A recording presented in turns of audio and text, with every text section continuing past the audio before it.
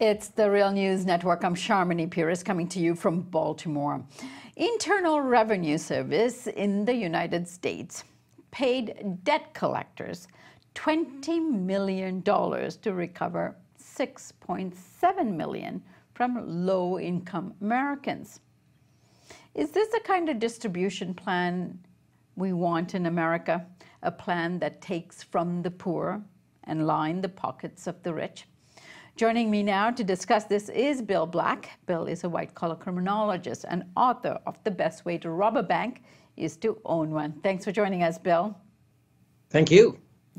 So, Bill, when Treasury Secretary Steven Mnuchin was asked at his confirmation hearing what he thought about using private companies to collect money owed to the government through taxes, he said this is the obvious thing to do. What do you make of that?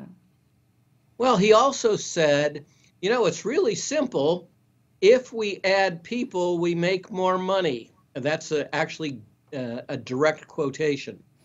Instead, the Trump administration has called for cutting the IRS budget another $239 million. All right.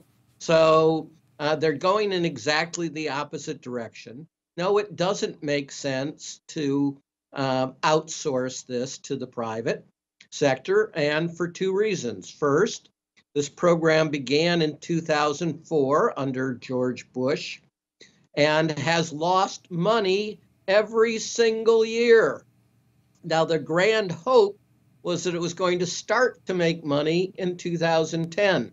But in fact, for every dollar we bring in tax revenue through these private folks, we spend slightly over $3 to pay these private folks. So, you know, we lose money on every transaction, but I'm sure we make it up on volume. So that's the first thing that's insane. We lose money. The second thing that's obscene is that there are IRS restrictions against going in collection actions against people who are poor or right on the edge of poverty for obvious reasons. You're going to spend a ton of money and you're not going to get hardly anything. And of course, it's nasty, vicious, terrible thing to do. And so that's precisely what the private companies do. They violate those IRS guidelines, and they do it a lot in surveys afterwards of their work, a quarter of the time.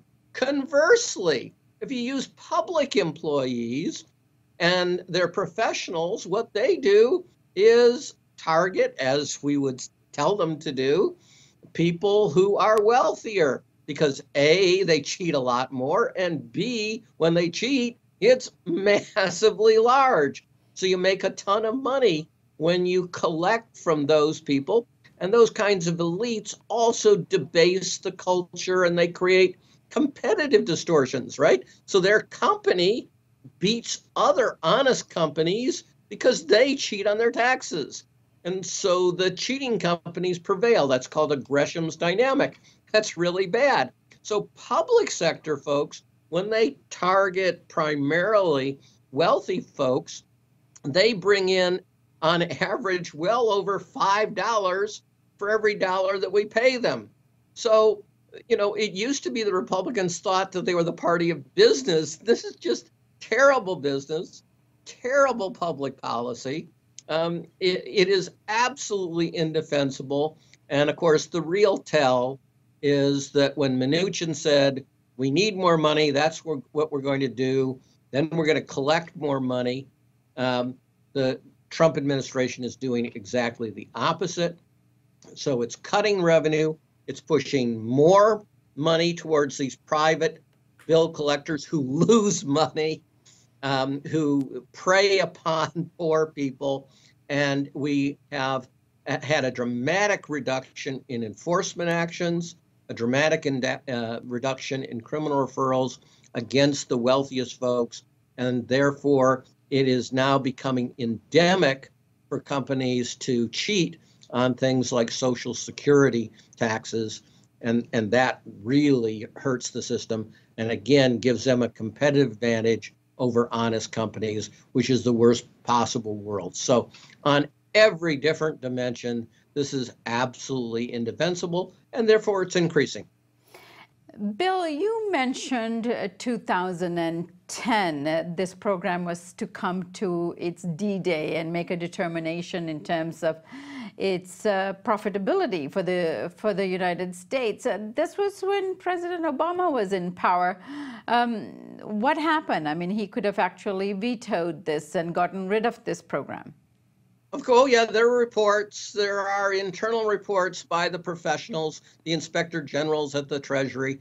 And you know what our response was in 2010 under the Republicans when they were in control of the House and the Senate?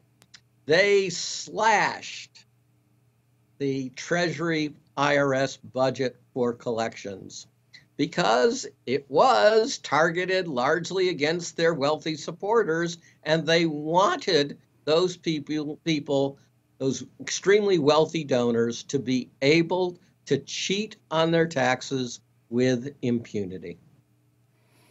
As always, great to have you on, Bill. Thank you. And thank you for joining us here on the Real News Network.